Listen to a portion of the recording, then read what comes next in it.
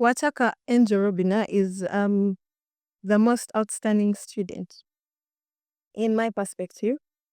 But after what we are going to share today, you can choose to judge for yourself. Today we are not only exploring and celebrating a young girl who is an educationist and also who is a mother, a young mother. Wataka Enjorobina is a year 2 student, of course going in for her final year at the prestigious institution, Makerere University, in her second year pursuing a bachelor's of commerce. In the bio, from what I've read, what I've heard about you, you are a young mother. How could you please tell us your journey? You are an educationist, you're passionate, you're an advocate for education to the young girls.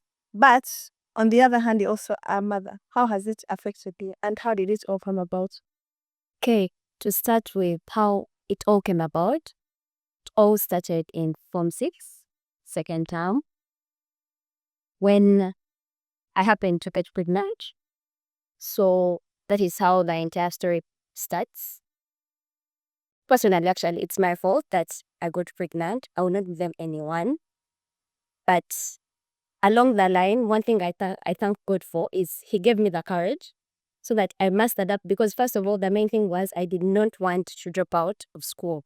So when I realized I was pregnant, I thought of many things. Thought of aborting. I thought of killing myself and the child at the same time, because I saw aborting the only kid that I would ever have in life would be a risk to myself. So killing myself came to my mind, and actually I tried.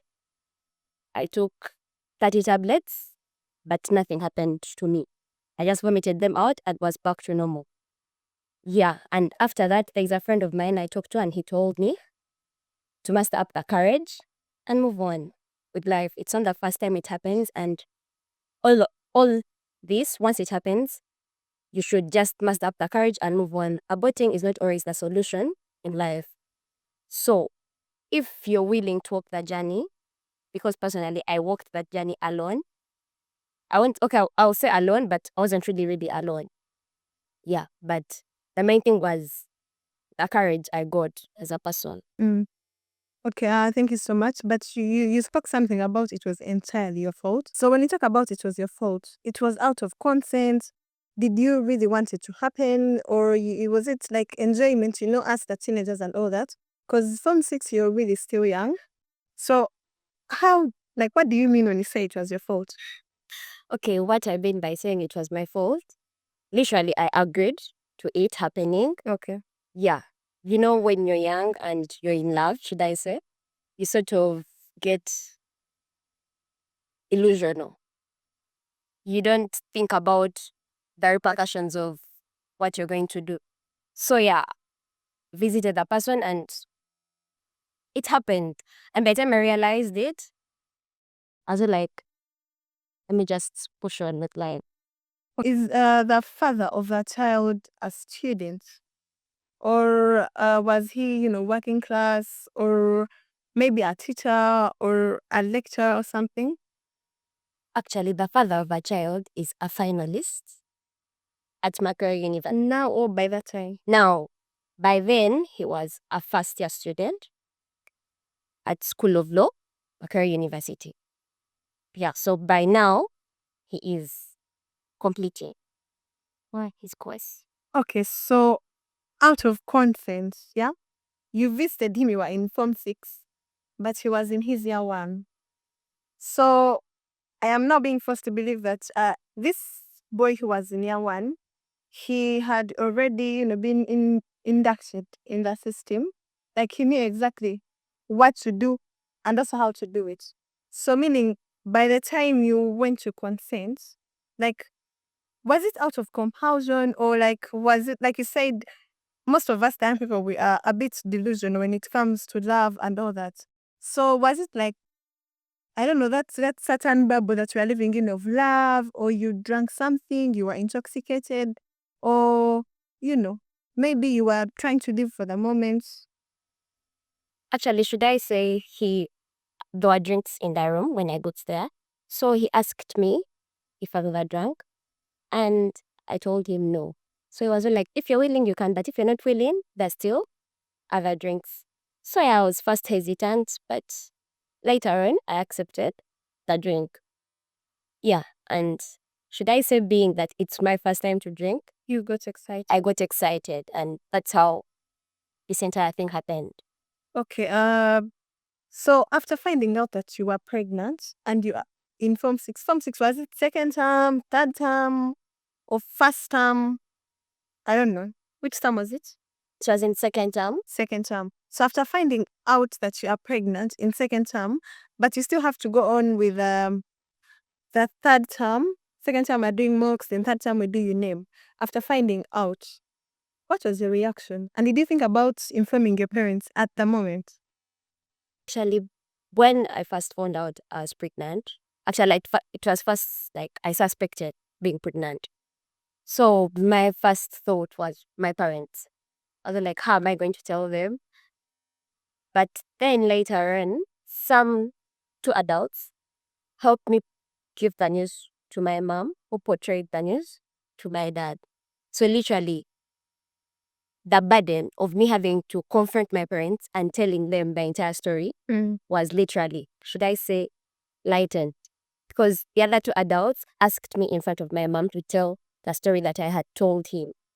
So it sort of lightened it.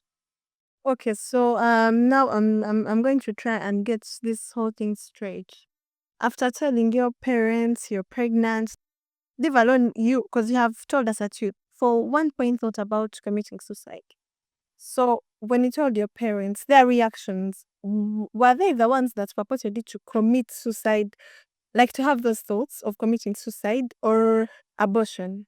Their reaction, was it the one that purported you to have such thoughts in your mind?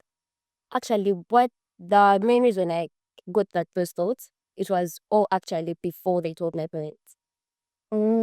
So this thought comes in before the incident of my parents knowing about the pregnancy.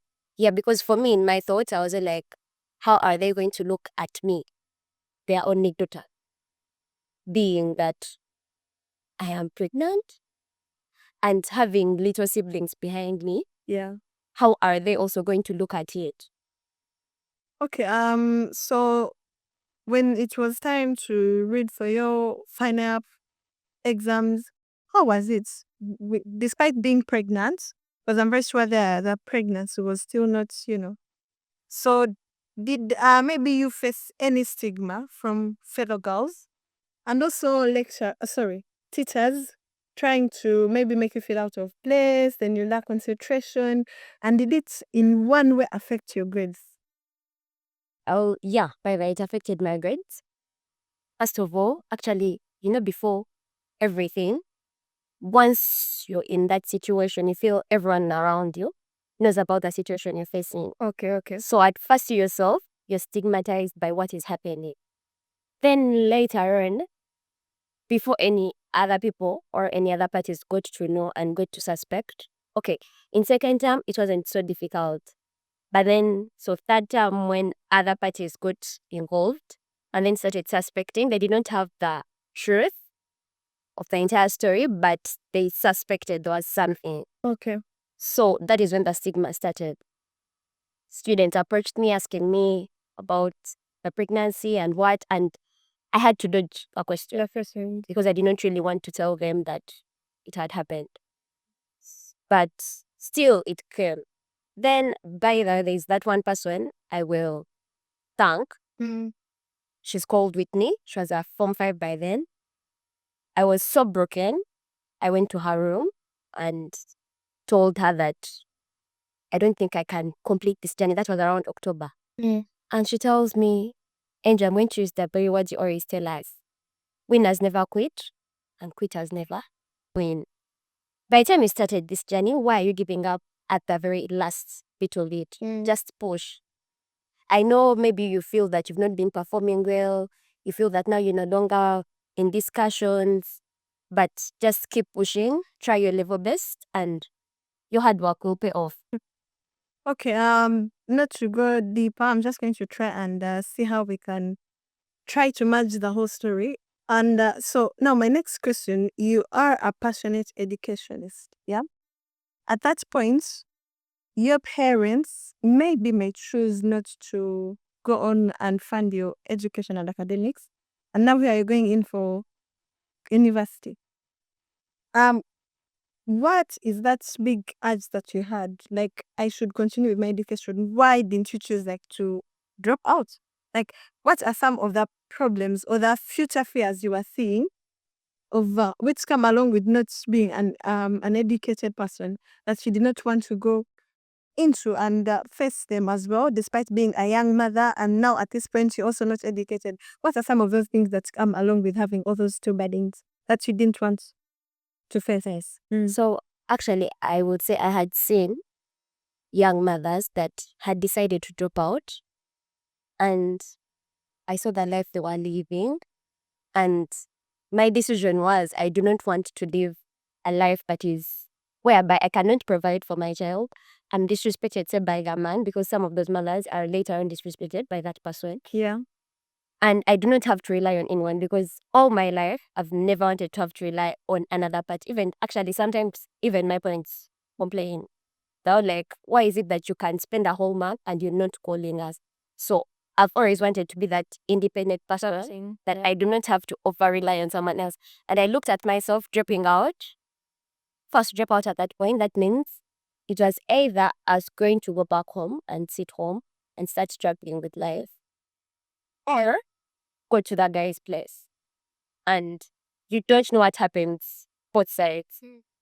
So my greatest fear was, when you drop out of school, what is going to happen? Because I had imagined my life in a different path as an educated person. Yeah. So now that, let me say, I've dropped out, that means the path is going to change. That is not what I wanted. Yeah. Okay, so how did the man take in the news of you've given birth and he is the one responsible? Did he say it's okay, I can take you in? Or maybe if you had told him before, maybe was he thinking about let's abort that child and move on with life? Or was he a coward to tell you, I haven't even finished my education, I cannot even tell my parents about it, so what do you mean you're pregnant? Such of the, obviously those things happen.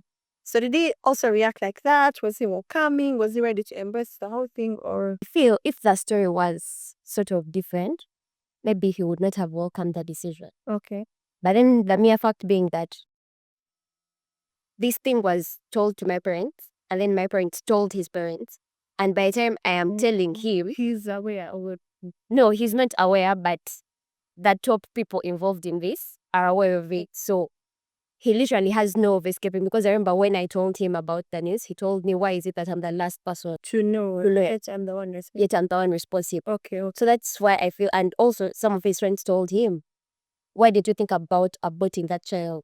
Yes. So I feel if the story was different, He would have. he would have aborted the child. Okay. Yeah, but then there was no way he would deny responsibility of the child. Yet he's done responsible. Yes, he's not responsible. Okay, so as we try to come to the evening of our small talk, what is that one message you would want to send out to that young mother? And also, actually, before I answer that question, I want to ask you a question. Yeah. So you had that life of that freedom that you had already in Form 6. You're now a mother. You feel like you've lost your dignity, something of the sort. But then you reach at campus and you're all like transformed. Why is it that you did not like continue with that life, if I may say, the reckless life? Already I have a child, already if you get what I'm saying. So what is that thing that's pushed you not to continue being maybe that person? Because if you wanted, you'd have, continued with that life, hang out with guys, continue being someone who drinks, something of the sort. So why didn't you actually transform for the worst, but you actually transformed for the better? Is it because life had already, given you that reality check already, or some other things forced you to transform for the best? Okay. One of the reasons that forced me to transform for the best was my mom made a statement that when you make a mistake the first time, it can be forgiven. But once you do it the second time, then it will not be a mistake, but it will be like a habit. So as you're doing everything you're doing, make sure you do not commit the mistake that you already did. So from then, that's when I decided to take on Right. the right path. And actually, sometimes should I say I feel like I'm going off track, and then I talk to myself. That the person inside me tells me, Angel, get back on track. You're no longer working hard for yourself alone, Yeah. but then you're working hard for a child that you know anytime you have to take care of them. Right. Okay, so for now, how old is like a child? Where is the child? Does it like affect your campus life at the university, or life still, it's back to normal, like you've normalized your life back again? Okay, currently I have, but before my life had sort of lost Shape, direction. Yeah, because I'm not a person that is usually in an environment and I sort of close myself Yeah. off the environment. But when I joined campus, I first closed off those ones. Everything. Closed off my friends. I was literally in a circle where it's only me and home and church. Yes. Like there's only 3 places. And if let me say a friend would invite me, say for a party, I would turn it down. They'd tell me there is this club or association, I would turn it down. But later on, reality hit hard. So I spoke to myself, I told myself, is this really the kind of life I want to live? And if I continue like this, will I really achieve what I want to achieve in life? By closing all the doors that are open to me, am I going to achieve what I want? Because these people that are inviting you to association, tell you someone is inviting you to a club, like, are you going to be able to achieve what you want when you turn down all these opportunities? So the answer was no. Then I had to grasp up that courage and take on a different path of life. Okay, that's quite interesting. So now which advice would you give like that young girl? It also maybe happened to them that are still in school, regardless of the class you're in. What's that one point that was your changing moment, a spark of events that you would like advise them in case someone is in that situation that you were in by that time? Actually, the advice I would give to them is, as young girls, sometimes we think about aborting the child on sport. But I've advised to so far, and I've told them abortion isn't always the only solution there. Pick up the courage. Yeah, I know as girls, we always think that when my parents find out, They'll kill me. they are going to kill me. It was also my thought. So, but then we do not know what is going to come. Mm. You see, as a girl, once you abort, there are chances of you dying or losing your uterus. Okay, let me say you come out fine. Still, that guilt will never leave your heart. Yeah. So this entire thing left like a hole in my heart.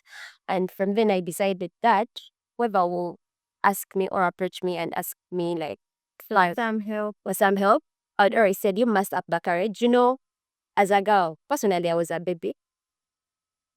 Actually a cry baby. Okay. Before all this happened.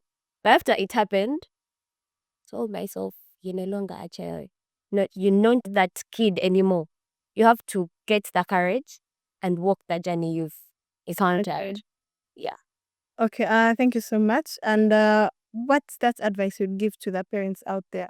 Because, of course, I understand some of our parents bring out the strict nature of it. I understand it's because they love us and they don't want us to have mistakes and problems coming our way. But at such point where there is no choice, of course, we as the kids, we have a choice to avert whatever is going to happen in future. But at some point, it can happen unprepared. Yeah. So, what advice do you want to give to our parents in case such a situation befalls them? How can they take it in? How can, like, basing from what you experienced with your parents, what is that one sparking of advice that you would give to our dear parents who are watching? Other points, I know sometimes when this happens to the young girls, you tend to think that maybe your child has disgraced you And your reputation. and your reputation because it's the same thing that happened. But then you always have to find that space and welcome the child back. You always have to welcome this kid back because they themselves, let me say they got into that situation, but they did not think. Okay, sometimes you don't think about the repercussions of your action. True. So, as a parent, you should always be that, should I say, crying shoulder for your child. That in case I've made a mistake, I can still come back to you and confide in you, even if you're tough, even if you're strict. Because, all this left my mom to a point that she said, I wish I was your best friend before all this happened. Yeah. So, as parents, let us make sure we bring back our children and we be their friends. We can be strict and everything, but then make sure you are the friend to your child. It's one brilliant angel that we had sharing her story. I hope you've learned a lot. And in case it has already happened, do not think about the negative implications. There is always the better side of whatever situation you're facing. So we just have to train ourselves and always see the better side of the story. Thank you so much. And is there any parting message that you would want to give to our audience, our parents, our learners, and especially to our year one students, those who are coming in for Form 6, of course, for campus? Most of them are excited, and in most cases, we tend to become the victims of these circumstances. So, what's that advice, the concluding remarks you would want to give them? To the year ones that are coming in, let us literally drop the excitement. You know that excitement usually tends to let us make mistakes. Right. So we should drop the excitement and know that this is just like school, just that it is freedom and you're free to do anything you want. Yeah. Drop the excitement and know that you're starting another academic journey. Do not lose yourself in your year one because you're excited, you've left the gates. Still, this is a place because some people tend to remember that, oh my goodness, I'm in campus in their third year. Right. And already it's so difficult to change the bridge you already have. So as a year one, an incoming year one, lose the excitement and from the word go, take on the journey. But still you can still enjoy. But enjoy responsibly or be safe in whatever you're doing. Right. Then to others who are say in the situation, just muster up the courage and move on with life. That is a bit the fact.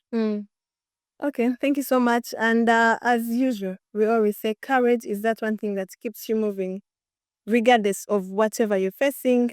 Having courage is the biggest win you can always have. The courage to face them, the courage to ask and speak to someone. Of course, do not die in silence. Talk to someone, get a solution. There is always a way and there is always a choice. As Beyond the Books, we always bring these stories, not because we want you to just watch, view, and like. We want you to learn, pick something, and make sure that every story that is shared does not leave you the same as you were before watching. Thank you so much for liking us. Thank you so much for supporting us. We are because you are. Thank you so much. That is all we have. Until next time, see you soon.